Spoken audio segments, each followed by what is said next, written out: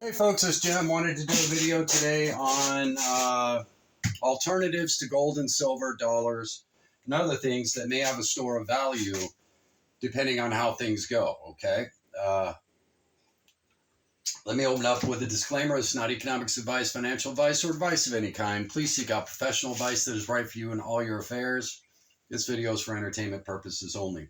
Okay, what we have here today is a full-size autographed Chase Elliott championship helmet that I bought before it was even made. You can do that on Chase's site. Once they sell out, Chase only autographs so many, okay, and that's the deal he makes with his fans. And then, so once they're gone, they're gone. And the original price of this was about $250, right around there off Chase's site, which is where I recommend you go to get this stuff. That way your authentication card and all of that is legit. It came directly from Chase. They know the exact number, and you get an authentication card with a number on it, okay? So it's an exact replica of his championship helmet. Lots of details, as you saw, the comm cord, the whole bit. Leave it covered for where the autograph is. That's why I don't remove this here. It has a nice metal plate inside that prevents anyone from putting this on and running around like a goofball with a collectible, right? Okay, so why am I doing this? Alternatives to gold and silver. This helmet has already almost doubled in value. Once they were sold out, there's no more, okay? That's it, limited, and he's the most popular driver. So the Elliott's, Bill Elliott was my favorite driver back in the day. Then Jeff Gordon, kid from California. And then my natural progression, obviously, since I'm a Hendrick fan as well as was a Gordon fan, Elliott fan, was to go with Chase Elliott, the trifecta. He's an Elliott. He's driving for Hendrick. You know what I mean? And so that was it. And he took over Gordon's car. And I'm more pleased with Chase that he's taken on his own number, his own thing. He's becoming his own person. He's not following Jeff Gordon or anything like that. Excuse me, it's really muggy today. So these are alternatives to gold, silver, dollars, other things. Now, as long as we have a society, remember, if society melts down, then what, right? So that's kind of the way things go. But also, what else can you collect? Art, right? Art always has held value for thousands of years, hasn't it? Or, at least 1,000 years. Art has been tremendously valuable, right? And so there are many alternatives to gold, silver, or money as we know it today, right? Or currency. And then there's one time I stumbled on a jewelry store was going out of business. I went in for appraisal. It was the last day. Everything was 90% off, and the bank was going to take the place over. So they were trying to get rid of everything. Everything was legal. That's just the way the laws were. So they had that last day to sell everything they could and then get out of there when the bank took it over.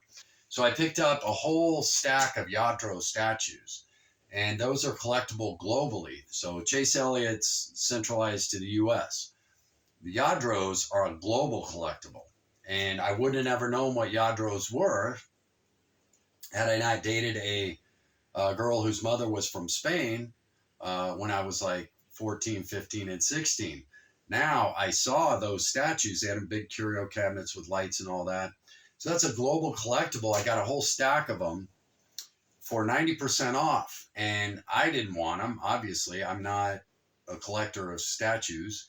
But to somebody, they'd be a lot of value. And when I got them home, I had 1,000% increase in value on my money. So the point I'm trying to make is there's lots of alternatives to gold, silver, dollars, right? A store of value, as long as we have a world. But gold and silver won't have value either 6 months to a year after a global collapse and there's chaos in the streets. It's going to be food, shelter, ammo, weapons, and, protection, all that stuff, right? Those will have value. Gold and silver won't have value either if we're in a total collapse of the world, right? And it's lawlessness. If you have food and somebody has gold, you're going to need fuel. You might need labor. You might need something else. But what value is gold, really? Okay. It's, same thing with the helmet. It will have no value generally in a total collapse. But they're a way to store wealth and transfer it to our children without tax implications. Okay, and that's where I'm kind of going with that. And that's why I collect sports memorabilia. Anything that goes over $1,000 is out of my house. Okay, and I'm getting this out of my house, one, because it's big, and two, it keeps going up in value. So the helmet is out. Okay, and I don't want to display it and all of that. And I've got a couple of chase cars that are autographed, and I'll keep those in the house. But I don't like to keep a lot of real good collectible stuff in my house because of fire, flood, possibility of theft. You know what I mean? Whatever. So it just, for me, I prefer to get all that stuff out of my house. As I've told you before with my gold and silver, it's out of my house. It's in a vault, a secure location that is insured and all that stuff. Okay. And so that's where this will go too, because it's kind of bulky. And you know what I mean? Just try and keep your eyes open, like the Yadro find that I had. I found a Bill Elliott car. Not Bill Elliott, Dale Jarrett car. And I bought it for $5 at a yard sale. It was still in the box, 1/24 die cast, Lionel, I believe, Elite, which I knew the car sold alone for $69. I picked that up, got home, and found out it was autographed when I pulled it out of the box. So I quickly put that back in there, and I went back and told the family, I said, hey, let me give you some more money for this. And they didn't care.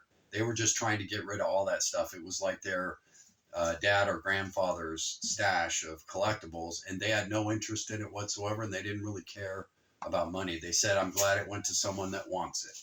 You know what I mean? So you may find those opportunities also and instantly make a lot of money as soon as you figure out what it is, okay?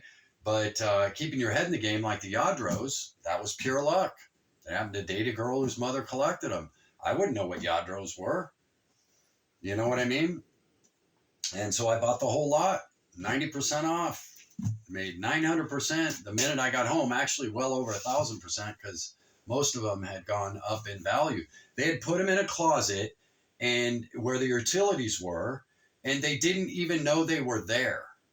I found them. The boxes were all turned the wrong way, so they look like white boxes that jewelry or statues came in that were empty, right?